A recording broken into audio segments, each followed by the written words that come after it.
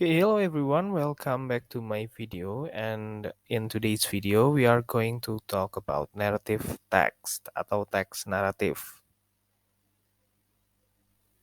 So, a narrative text is an imaginative story to entertain people. Jadi naratif text ini atau teks narasi adalah sebuah cerita imajinatif, artinya cerita yang tidak nyata, yang fungsinya untuk apa?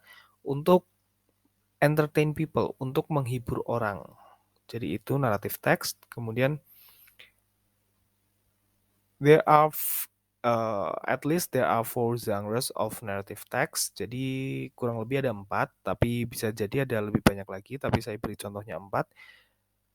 The first one is a legend atau bahasa Indonesianya legenda.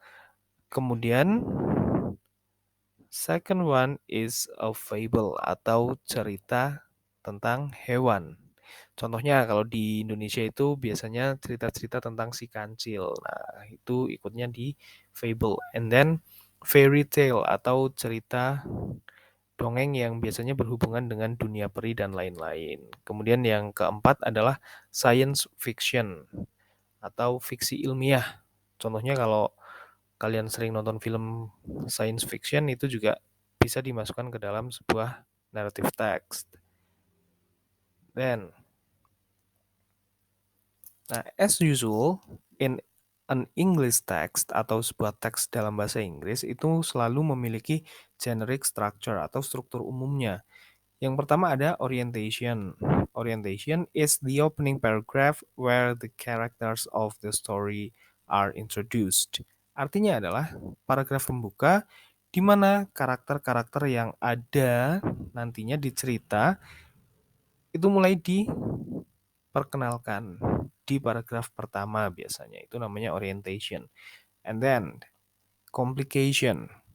Complication is the paragraphs where the problems in the story developed. Artinya adalah paragraf di mana masalah-masalah ini mulai berkembang, mulai muncul. Nah, untuk di narrative text ini pasti selalu ada masalah. Kemudian nanti setelah ada masalah berarti harus diselesaikan. And the problem solving will be written akan ditulis di resolution. Jadi resolution ini adalah the paragraph or maybe some statements where the problems in the story is solved. Jadi intinya adalah resolution ini itu adalah paragraf atau beberapa paragraf atau bisa jadi hanya beberapa kalimat yang ada di dalam cerita itu untuk menyelesaikan masalahnya. And then the last structure is the reorientation and this is optional. Ini bisa ada, bisa tidak. Nah, reorientation contains closing statements. Isinya adalah kalimat-kalimat penutup, bisa jadi paragraf juga, atau bisa berisi moral value of the story. Jadi naratif teks ini biasanya ada moral value-nya atau ada pelajaran moralnya, pesannya. Pesan-pesan apa sih pesan dari naratif teks ini yang bisa kita ambil? Contohnya seperti itu. Good, and then next, language features atau fitur-fitur kebahasaan. Yang pertama itu ada past tense. Past tense itu kita sudah belajar di semester sebelumnya. Itu contohnya ada killed, drunk, etc. And then adverb of time atau keterangan waktu. Contohnya once upon a time. Kalau bahasa Indonesianya pada suatu hari atau bisa once upon a time itu artinya pada suatu ketika, pada suatu waktu. Kemudian ada juga one day atau suatu hari, etc. dan lain-lain. Ada banyak lagi. Kemudian ada juga time conjunction atau kata hubung waktu. Contohnya when. When itu artinya ketika. And then itu artinya kemudian. Kemudian ada juga suddenly atau artinya secara tiba-tiba, etc. dan lain-lain. Nah, kemudian the fourth feature atau fitur yang keempat is the specific character. Specific character maksudnya apa?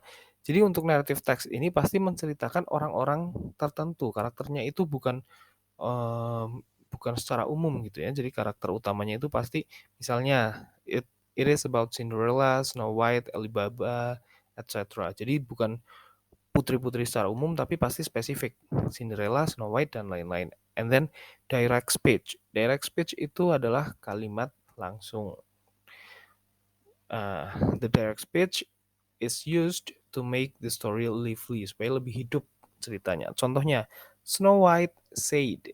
Nah, Snow White berkata, "My name is Snow White." Nah, itu contoh direct speech. Now let's take a look at the example. Nah, this is the story about Snow White. Nah, nanti kalian lihat ada beberapa kata yang saya beri warna yang berbeda. Kemudian ada juga yang saya beri garis bawah. Saya jelaskan nanti, saya bacakan terlebih dahulu. Once upon a time, there was a beautiful princess named Snow White.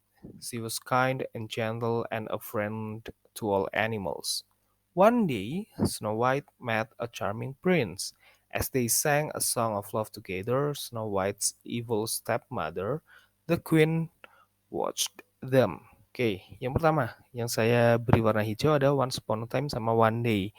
Itu tadi sudah saya jelaskan di awal, itu masuknya di adverb of time. Ya, jadi keterangan waktunya kapan, once upon a time pada suatu ketika, kemudian one day suatu hari. Kemudian yang saya beri garis bawah ini mulai dari was, kemudian ada was lagi, kemudian ada met, sang sama watched. Itu ikutnya di past tense. Jadi selalu menggunakan past tense atau tenses lain yang ada hubungannya dengan past tense. Jadi tidak bisa menggunakan present tense, harus menggunakan past tense. Oke, good. Kemudian yang saya beri warna biru, contoh Snow White, a charming prince, sama the queen, itu specific character. Jadi disebutkan orangnya satu-satu, bukan secara umum. Jadi pasti akan seperti itu. And then S. Nah, S ini bisa berarti banyak.